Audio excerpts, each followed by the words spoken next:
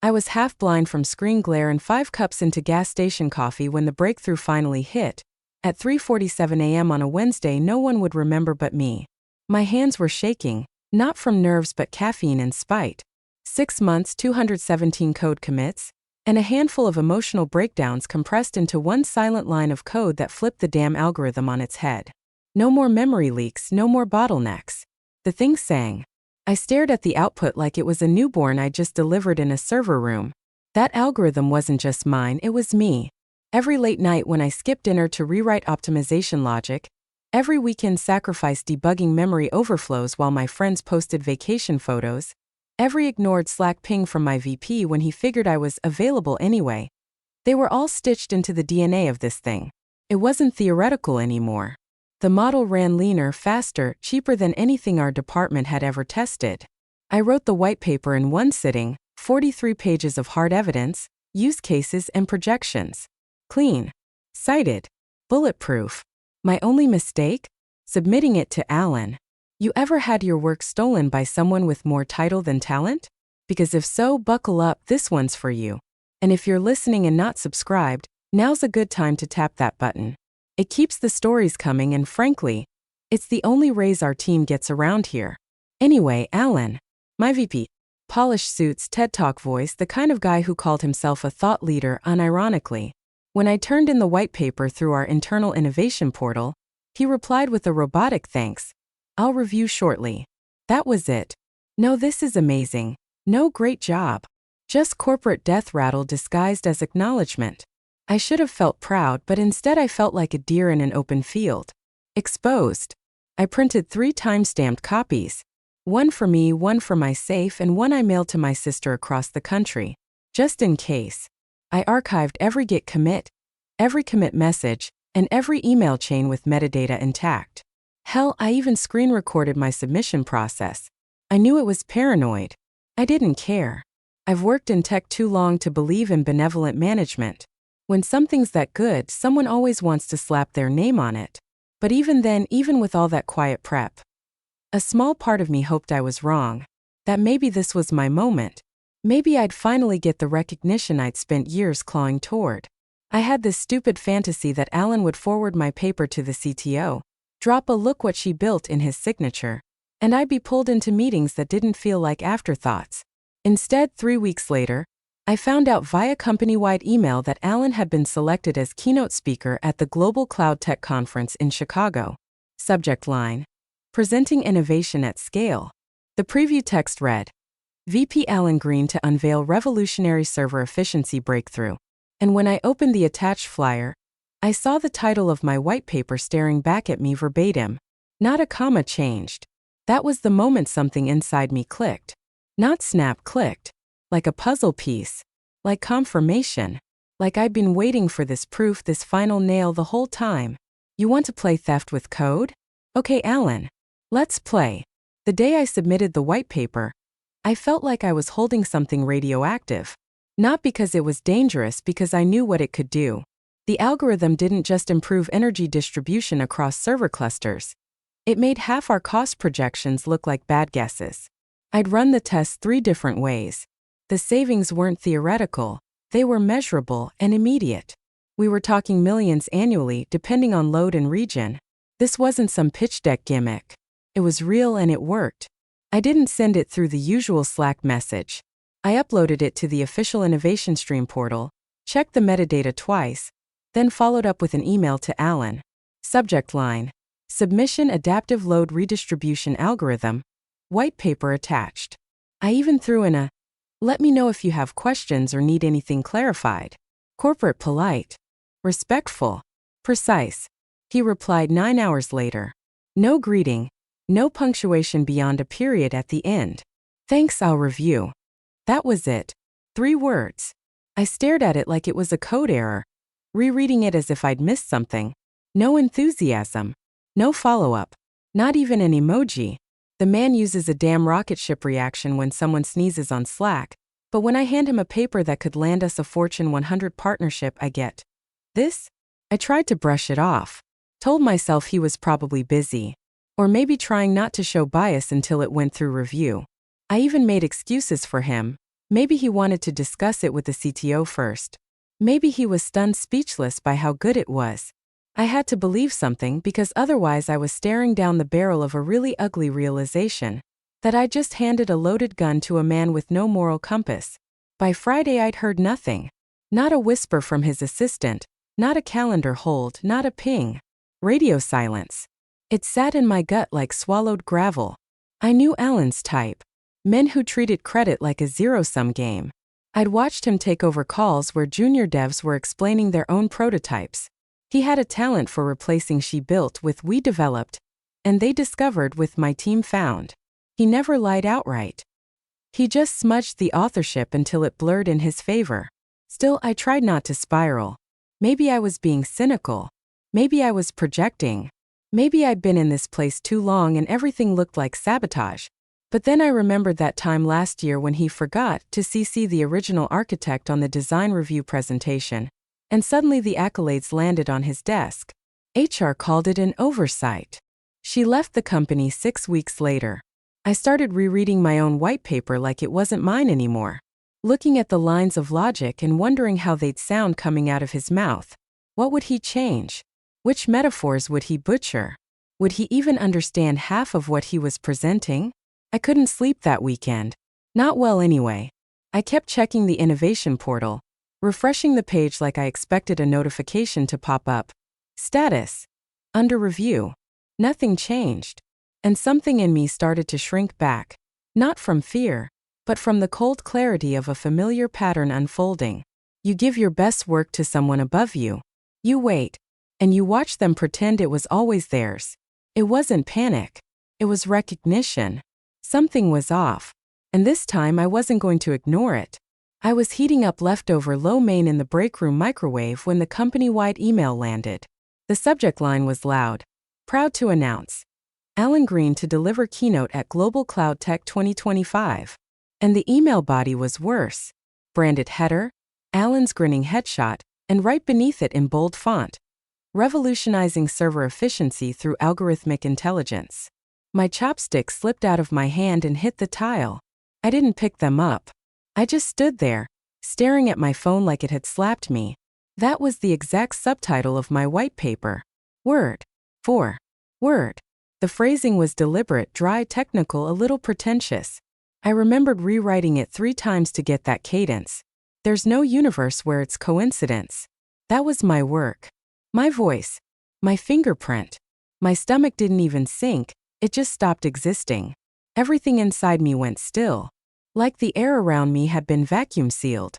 No thoughts, no outrage, just this slow, freezing silence crawling up my spine. I didn't even need to open the attachment to know what I'd find. But I did anyway. The PDF flyer was slick.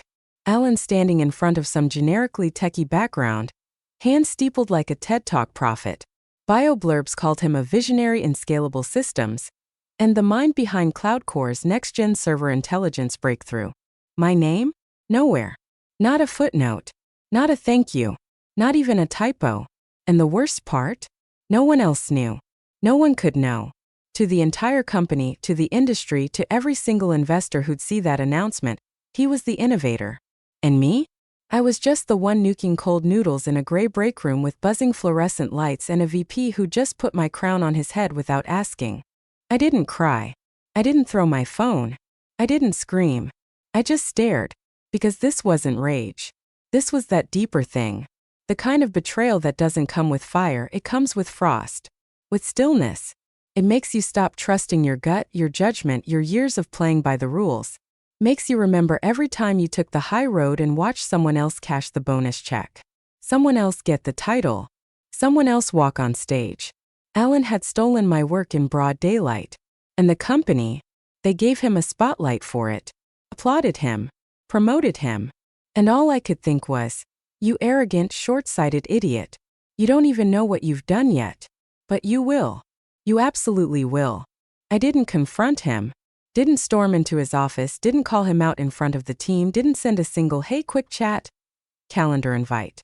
I just walked out of the break room, past Alan's glass-walled office where he was probably practicing his keynote hand gestures, and returned to my desk with a quiet so cold it might have frozen a server rack.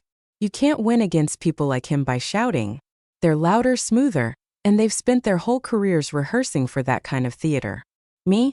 I'd rather script the ending.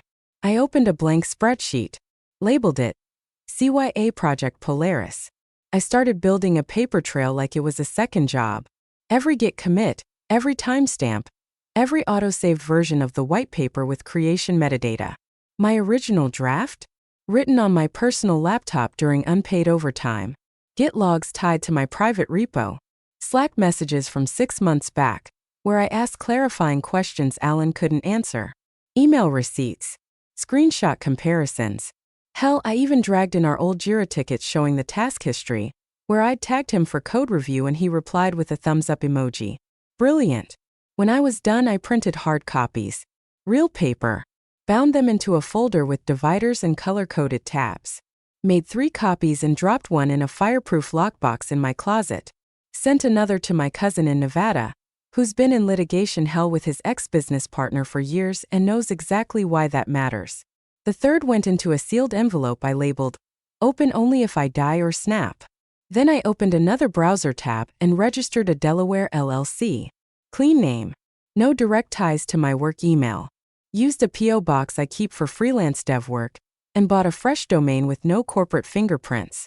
20 minutes later, that LLC had its own EIN, operating agreement, and a skeleton website with a single quote on the homepage. Efficiency isn't luck. It's architecture. Next came the patent draft. Provisional first to secure the filing date. I pulled up the USPTO submission portal and got to work. The documentation was already airtight. I just rewrote it from scratch under the LLC's name, and attached diagrams that were intentionally cleaner than the internal white paper Alan had stolen. No copy-paste. No overlap. Just bulletproof, personally owned IP. Every line I typed was an act of reclamation. Every field I filled out was another nail in the coffin of Alan's little tech theater. And I didn't do it out of pettiness. I did it because I knew exactly how this would play out. Alan would go on stage. He'd run through my work line for line. He'd field questions he couldn't answer, sell dreams he didn't build, and collect applause for a structure he didn't even know how to maintain. But every second he opened his mouth would be self-incrimination, recorded, streamed, time-stamped, and traceable to IP he did not own. I wasn't going to scream. I wasn't going to beg for credit. I was going to make damn sure the next time someone Googled adaptive server optimization, my name, not his, was the one on the patent.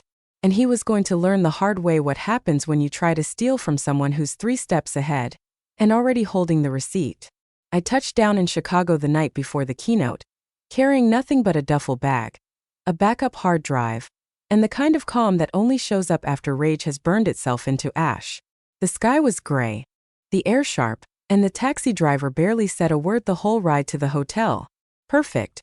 I didn't want noise. I wanted signal. I booked a room at a quiet boutique hotel 2 blocks from the convention center. Not the one Alan and the execs were parading through like royalty. I didn't need the spotlight.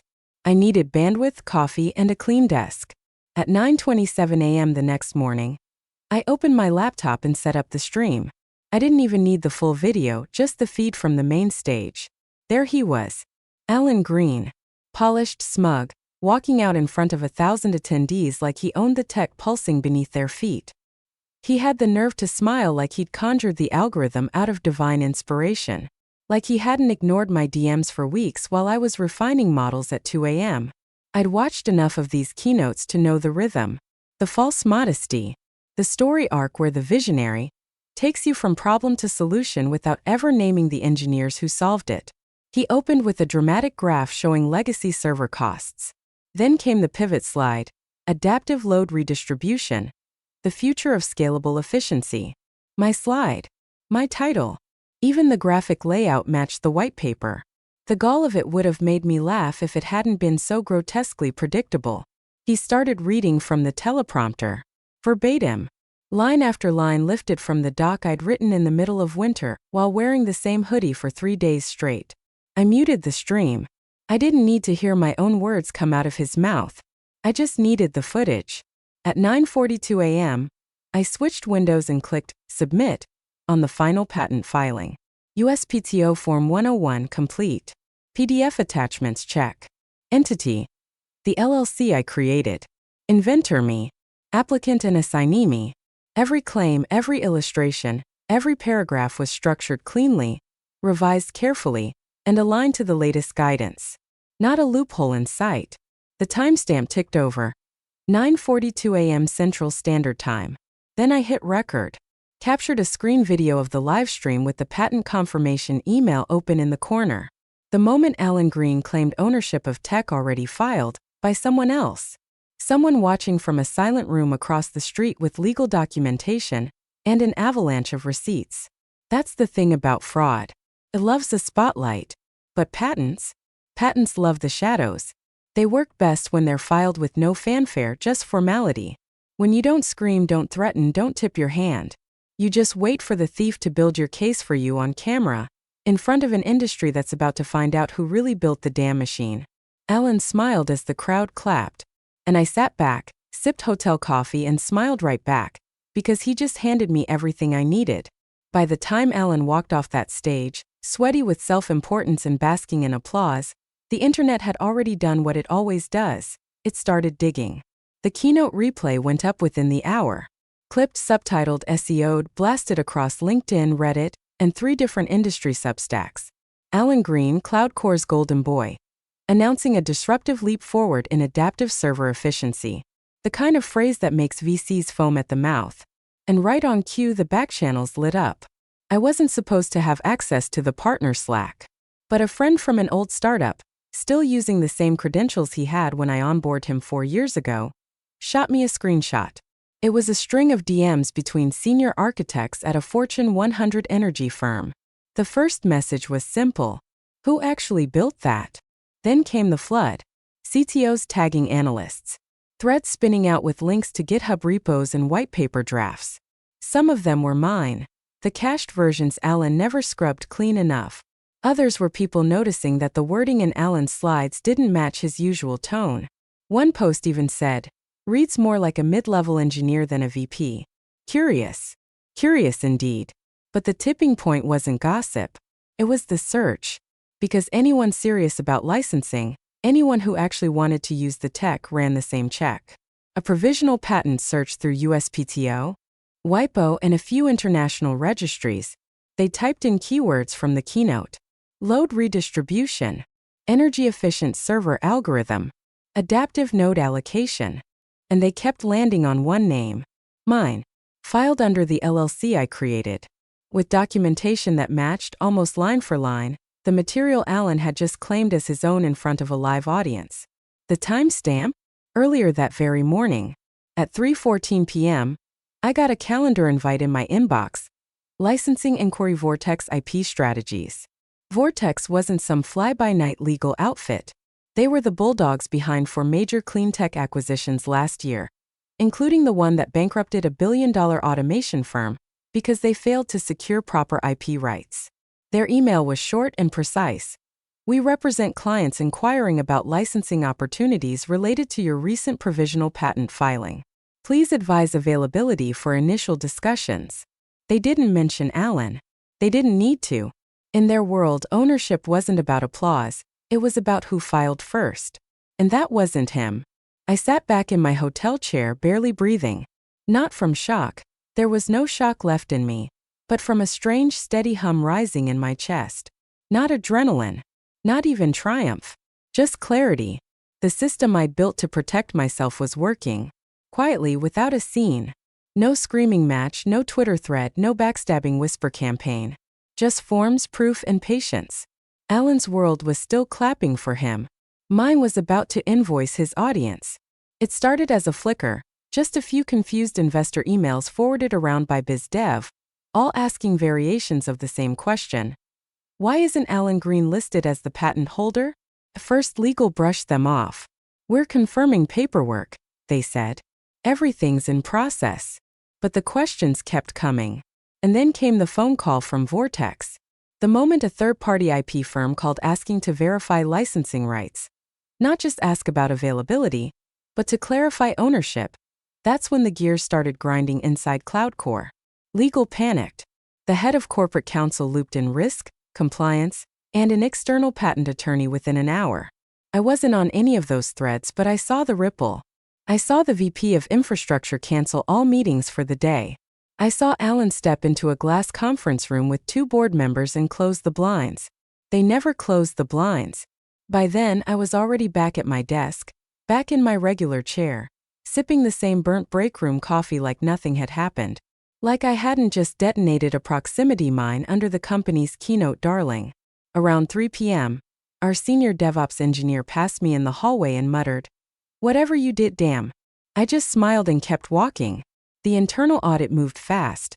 Faster than I expected. They pulled Slack logs, GitHub access timestamps, submission metadata. My name was on every commit. Every system log traced the work to my credentials. Even the original white paper Alan submitted through the innovation portal? It had been downloaded from my draft folder. Not even renamed. He didn't even bother. IT Forensics flagged a file duplication from my local server into Alan's project folder 2 days before the keynote submission. They were trying to figure out whether it qualified as misappropriation of trade secrets or just blatant IP theft. The difference mattered, legally and financially. I didn't gloat. I didn't need to. Alan, on the other hand, looked like a man aging in real time. I caught a glimpse of him walking briskly toward the executive wing, jaw tight, face pale, tie loose around his collar like a noose he was trying not to acknowledge. They called it a closed-door strategy meeting. Everyone else knew it was an emergency session with 2 outcomes: surrender or fallout. The VP of Innovation, who hadn't said a word to me in months, suddenly stopped by my desk. "You, free to talk with legal later this week?" she asked, all casual-like, as if I hadn't just flipped their IP pipeline upside down. I nodded, still polite, still professional, because I wasn't the one who broke the chain of trust. Alan did that all on his own. All I did was make sure the truth had a filing date. By Monday, Alan was no longer on the company directory. No farewell email. No LinkedIn update. No chirpy, "I'm excited to explore new opportunities" post. Just gone. Like a sticky note someone peeled off a monitor and tossed into the trash. That's how these men vanish, quietly, when the threat shifts from PR to legal. The board had met late Friday behind closed doors. Legal walked them through the audit trail. My timestamps. My credentials. The patent confirmation from the USPTO. Then came the video, Alan on stage, describing the innovation in precise language pulled directly from my white paper. Time-stamped. Broadcast. Archived globally. The phrase they used was material misrepresentation of authorship. That's how they framed it in the internal report. But behind the scenes, I heard the real term thrown around: fraud. What sealed it wasn't just the filing date. It was Alan's own hubris. He gave a live demonstration of an invention he didn't own, while the rightful inventor submitted the patent during his keynote. There was no gray area. No wiggle room. The company's general counsel pulled me into a meeting with 2 board members and the external IP lawyer. They offered coffee. I declined. Their pitch was polite but urgent. "We'd like to resolve this amicably. The company recognizes the patent is valid and belongs to your LLC. We'd like to license it for our infrastructure roadmap." I didn't smile. I didn't gloat. I just slid the licensing terms across the table. I drafted them the night before.